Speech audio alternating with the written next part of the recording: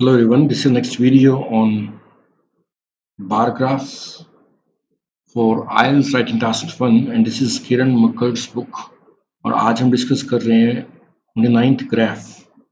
देखो बिल्कुल इजी है, पहले ग्राफ को ठीक से समझ लेना चाहिए हमें कि what the graph is talking about. Let's read it. The graph below shows the number of magazines sold in 5 different countries in 2005 and 15 and predictions for 2025 is also given। तो यहाँ पर हम बड़ा इजीली समझ सकते हैं, जो गिवन ग्राफ है इसके अंदर मैगजीन्स के बिकने का ट्रेंड शो हो रहा है, ग्राफ शो हो रहा है। और ये जो मैगजीन्स बिकी हैं वो 3 सालों के अंदर हमें दिख रही हैं। 2005 में कितनी मैगजीन बिकी हैं, then how many were sold in 2015 and expected जो सेल होगी फॉर 2025 वो भी यहाँ पर गिवन है। तो अगर देखते हैं यहाँ पर हमारे पास 5 कंट्रीज की सेल डिस्कस है। एक्स एक्सिस पे हमें दिख रहा है 5 axis, 5 countries are there on X axis and जो वाई एक्सिस है यहाँ पे हमारे को क्या दिख रहा है कि कितनी मैगजीन्स बिकी हैं और थाउजेंड्स में गिवन है मैगजीन। 000 का मतलब थाउजेंड्स, लाइक 45,000, 40,000, 35,000। तो अगर हम बात करें, देखो this black is 2005, second is 2015 and expect this is 2025। तो तीनों की अगर अपन बात करें 2005, 15 या 25, तीनों सालों के अंदर एक खास बात है कि 5 के अंदर भी देखो मैक्सिमम किसका था, फ्रांस का था। 15 में भी मैक्सिमम किसकी सेल थी, फ्रांस की थी। और एक्सपेक्टेड है कि 2025 के अंदर भी मैक्सिमम सेल किसकी रहेगी, मैगजीन की, फ्रांस में ही रहेगी। पहली बात तो ये। और जो लीस्ट सेल हमारे को दिख रही है स्पेन के अंदर दिख रही है, ठीक है ना। 5 के अंदर भी लीस्ट स्पेन के अंदर थी, 15 में भी स्पेन के अंदर थी, लेकिन 25 के अंदर जो है लीस्ट पोजीशन ले ली इटली ने। और स्पेन के अंदर एक हमारे को हाइक दिख रहा है, स्पेन लीस्ट जो है वो 2020 में 25 इटली में दिख रहा है, नॉट इन स्पेन। ये हमारे को चेंज दिख रहा है। तो ये हमारा मैक्सिमम एंड मिनिमम की बात हो गया। और दूसरा हम ये देखते हैं कि हमारे पास यहाँ पे एक्स एक्सिस पे टोटल 5 कंट्रीज हैं, France, US, UK, Italy and Spain. And we have 3 elements which are 3 years 2005, 25 and 15। तो यहाँ पे जो हम बीपी बनाएंगे वो हम 3 बीपी बनाएंगे, like intro, then BP1 and then BP2। BP2 के अंदर 5, 15 एंड 25 दोनों को हम ऐड कर देंगे एंड ओवरऑल ये हमारे ट्रेंड्स बनेंगे। अब थोड़ा समझ सकते हैं कि क्या क्या हमें कवर करना है। अब एज वी ऑल नो, सबसे पहले हमें क्या करना है, first of all what we do, we start with introduction. Introduction में क्या लिखते हैं सबसे पहले, we write type, what, when, where, X axis and Y axis. So यहाँ पर ग्राफ का टाइप क्या है, इट्स बार ग्राफ और column graph. And what the graph is about, graph में the sale of magazine in thousands have been shown for 2005, 15 and 25 in 5 different countries which are US, France, Spain, वो हमें लिखा हुआ यहाँ पे check कर लेते हैं, UK and Italy। okay, and this would be, and the sale has been shown in thousands। ये हमारा BP1 बन, that would be the introductory part। तो हमारा इंट्रोडक्शन क्या बन जाएगा कि हमारा सेल कितना है, ठीक है ना। सबसे पहले देखते हैं हमारा इंट्रोडक्शन क्या बनेगा, what the introduction will be like. Intro में लिखेंगे the given bar graph depicts कह सकते हो आप, इलस्ट्रेट्स कह सकते हो, कंपेयर्स कह सकते हो the sale of magazine in 6 different countries in 3 different years which are 2005, 15 and 2000, and also the predictions for the year 2025 have also been given। तो ये सब बातें हम लिखेंगे हमारी इंट्रो के अंदर, यानी कि क्या क्या लिख दिया, टाइप, व्हाट, व्हेन, वेयर, और जो हमारी सेल है वो x axis and Y axis. ये 6 बातें हम कवर करेंगे हमारे इंट्रो के अंदर। इसके बाद हमारा बनता है BP1। अब BP1 के अंदर हम क्या देखते हैं, सबसे पहले हम बात करेंगे इट विल बी अबाउट 2005। अब वी कैन से कि 2005 में जो मैक्सिमम सेल थे वो कहाँ पे थे, it was in France, and जो मिनिमम सेल थे इट वाज इन स्पेन। और आफ्टर फ्रांस जो सेकंड हाईएस्ट सेल थे that was in UK, and third highest was in second highest was in USA, third was in the UK, and fourth number पे cell थे that was और कितनी cell थी? 15,000 magazines were sold in Italy in the year 2005। ये सारी बातें हम लिखेंगे 2005 के अंदर। तो अगर हम 2005 का डिस्कशन करें तो हम क्या लिखेंगे? मैक्सिमम किसमें था? यूएसए में।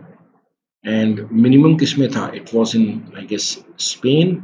And second to maximum was US, then UK, US, and third to maximum was UK. And जो इटली में था 15,000 था, यूके इटली। और जो यूएस से था इसके अंदर कितना कॉपीज बिकी थी हमारी? अराउंड 40,000 मतलब कि हमारी मैगजीन्स बिकी थी। और जो मिनिमम था स्पेन, इट वाज अराउंड 5,000, यानी कि 1/8 of US you can say. और यूएसए के अंदर कितना सेल था? It was around 32,000 which is lesser than USA। First कौन सा था? फ्रांस। ये हमारा मैक्सिमम हमारा फ्रांस के अंदर है, which is lesser than USA, lesser than France. ऐसे यूके का लिख देंगे हम सेकंड हाईएस्ट। ये हम लिखेंगे 2005। इसके बाद हम बनाएंगे सेकंड बीपी। ये हम सब लिखेंगे बीपी 1 के अंदर। ये हम सारा रफ वर्क कर रहे हैं कि हमें मालूम रहना चाहिए लिखना क्या है। सेकंड जो हम बीपी तैयार करेंगे दैट विल बी अबाउट, देखो सेकंड बीपी हम क्या लिखेंगे?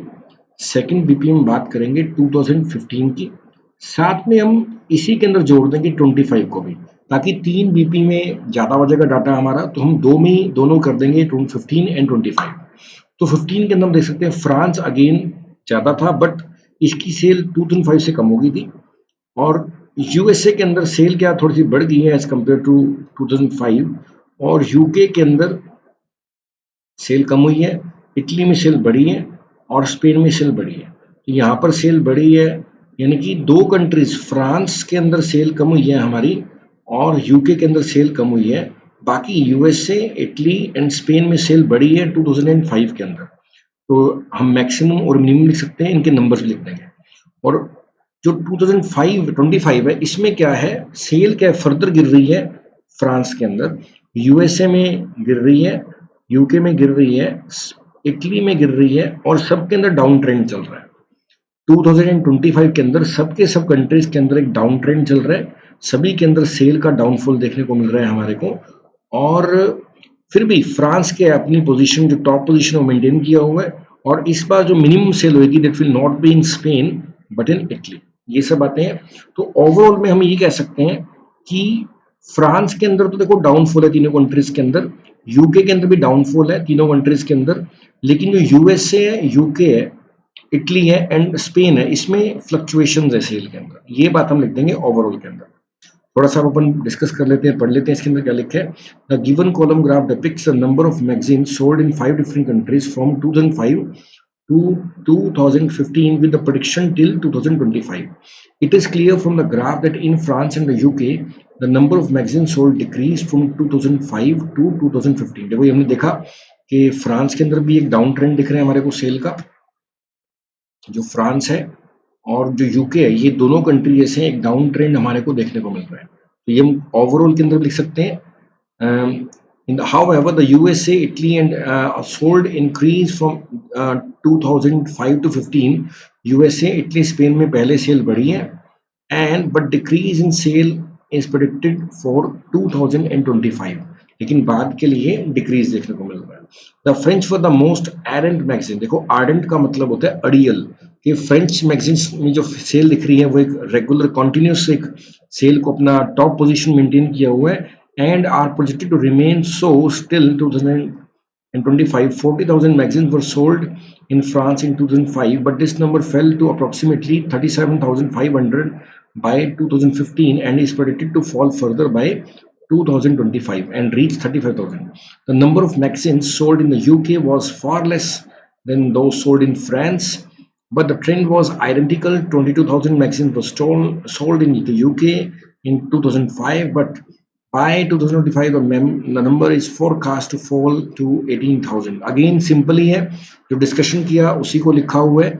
The least number of magazines 5,000 were sold in Spain, in 2005. After that, a slight rise in 2015, and the number is again predicted to reach 5,000 by 2025. In the USA, the second highest number of magazines was sold in 2005, and here number is expected to follow. यहाँ पे थोड़ा complex कर दिया इसने, लेकिन जैसे हमने discuss किया वो काफ़ी इजी था, तो उसको हम ऐसे ही मेंटेन करेंगे। पहले हम 2005 लिखेंगे, फिर हम क्या करेंगे 15 लिखेंगे, और 15 वाले बीपी के अंदर ही हम 25 को भी ऐड कर देंगे, तो वो पढ़ना थोड़ा इजी रहेगा। Overall, the French magazines were sold the most, whereas the Spanish magazines were sold the least, and this trend is expected to remain so by 2025. कोई बातें हैं, तो ये हमने पहला पढ़ लिया। अब सेकंड डिस्कस करते हैं। हमारा सेकंड में देखते हैं क्या है। हमारे पास एक सिंगल पैराग्राफ है, सॉरी सिंगल हमारे पास क्या है, बारग्राफ है, और देखते हैं क्या है इसके अंदर। Canada, UK, US and Germany की बात है, टी एंड कॉफी की बात है, आई होप प्रोडक्शन की बात होगी। यहाँ पे प्रोडक्शन टन्स के अंदर दे रखी है, तो देखते हैं। तो यहाँ पर इंपॉर्टेंट की कितनी इंपोर्ट की गई है उसकी बात हो रही है। इंपोर्ट का मतलब क्या है, बाहर से मंगवाना।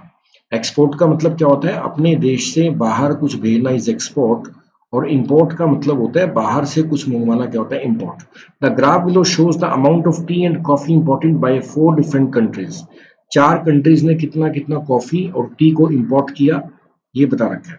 देखते हैं तो ये किस साल का ग्राफ है ये नहीं बताया हुआ, टाइम इज नॉट देयर, तो इसको देखते हैं। देखो सबसे पहले हम ये देख सकते हैं कि चारों ग्राफ के अंदर देखो अगर हम टी का बनाएं, पहला हम बीपी बनाएंगे टी का। देखो intro, BP1, BP2 and overall, 4 बातें रहेंगी। तो इंट्रो के अंदर तो हम ये लिख देंगे कि जो गिवन ग्राफ है ये शो कर रहा है the amount of tea imported into 4 different countries which are Canada, US, UK and Germany. अब हमारा इसके बाद बनेगा BP1। BP1 के अंदर हम क्या लिख देंगे, BP1 में लिखेंगे हम सबसे पहले, देखो 2 BP बनाएंगे हम यहाँ पर क्या है, हम 2 BP बनाएंगे, BP1 एंड BP2, और इसके बाद हम लिखेंगे ओवरऑल। इसके बाद क्या लिखेंगे, ओवरऑल। अब हमें ये मालूम होना चाहिए कि कैसे डिसाइड करते हैं कि बीपी कितने बनाने हैं। वो आप एक्स एक्सिस पे देख लोगे कितने एलिमेंट्स हैं, यहाँ पर 4 एलिमेंट्स हैं, और यहाँ पर साइड पे 2 एलिमेंट्स हैं, तो जो कम होते हैं उतने बीपी बनते हैं। तो यहाँ पे एक बीपी बनाएंगे टी का, एक बनाएंगे कॉफी का। तो जब टी का बीपी बनाएंगे तो देखते हैं टी में क्या लिखना है हमारे को। तो टी का पहला बीपी बन जाएगा हमारा, एंड कॉफी का दूसरा बन जाएगा, और बाद में हम कॉफी का कंपैरिजन क्या कर देंगे, टी के साथ कर देंगे, ठीक है ना। और फिर हम क्या कर देंगे, ओवरऑल कर देंगे। ये बातें लिखी जाएंगी। अब देखो, अब यहाँ पर अपन देख सकते हैं कि टी की अगर बात करें, जो मैक्सिमम इंपोर्ट कर रहा है टी वो यूएसए सॉरी यूके है, और जो सेकंड नंबर पे है वो है जर्मनी, थर्ड नंबर पे यूएस, और जो मिनिमम इंपोर्ट कर रहा है टी वो इतना है। साथ में इनकी हम क्वांटिटी मेंशन कर देंगे। यूके ने कितना किया, 80,000 टन टी को इंपोर्ट किया, 80 के टी को क्या है, इंपोर्ट किया यूके ने।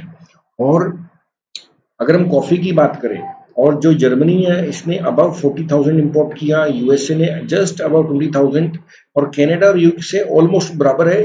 कनाडा ने 20,000 टन्स को इंपोर्ट किया है टी के। ये बात हमने पढ़ ली। अब देखो इसके बाद हम एक और बात समझ सकते हैं, दूसरा हमारा बीपी बनेगा, यानी कि इंपोर्ट ऑफ टी मैक्सिमम कहाँ पे वो लिख देंगे, मिनिमम कहाँ पे है, एंड कितना है, हाउ मच वो लिख देंगे, और जो बाकी के 2 कंट्रीज है उनका भी लिख देंगे। अब हम बात करते हैं कॉफी की। अब कॉफी की बात करेंगे तो कॉफी कितना है, कॉफी मैक्सिमम किसके अंदर, जर्मनी के अंदर है, और मिनिमम किसमें, यूके के अंदर है। तो पहले हम मैक्सिमम लिख देंगे, कॉफी मैक्स किसके अंदर है, जर्मनी के अंदर है, एंड कितना है, हाउ मच है, एंड मिनिमम किसके अंदर है वो लिख देंगे हम, और लेट्स सी कितना है, इट्स इन यूके के अंदर कितना है, ठीक है।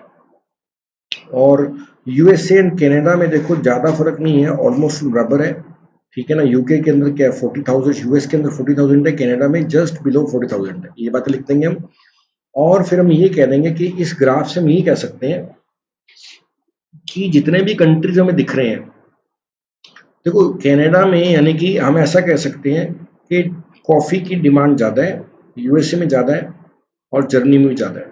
लेकिन यूके एक ऐसा कंट्री है जिसमें क्या है, कॉफी की डिमांड कम है और टी की काफी ज्यादा डिमांड है एज कम्पेयर टू। ये हमारे को थोड़ा सा चेंज दिख रहा है, ये हम बात लिखेंगे ओवरऑल के अंदर।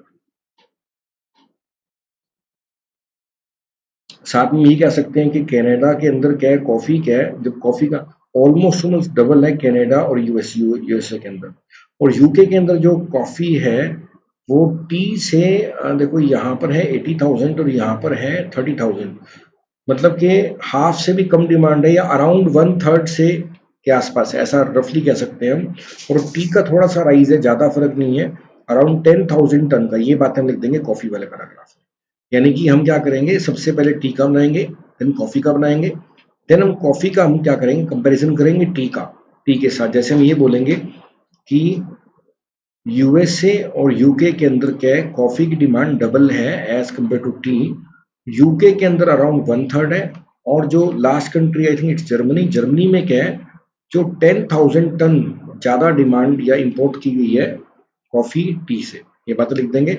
ओवरऑल में हम ये बात लिख देंगे कि यूके एक ऐसा कंट्री है जिसमें मतलब कि कॉफ़ी की डिमांड कम है एज कम्पेयर टू टी, और बाकी के रेस्ट कंट्रीज हैं उनमें कॉफ़ी की डिमांड ज़्यादा है एज कम्पेयर। यूके में क्या है, टी की डिमांड क्या ज़्यादा है एज कम्पेयर टू कॉफ़ी, और रेस्ट कंट्रीज में उल्टा है ट्रेंड, कॉफ़ी की डिमांड क्या ज़्यादा है एज कम्पेयर टू टी।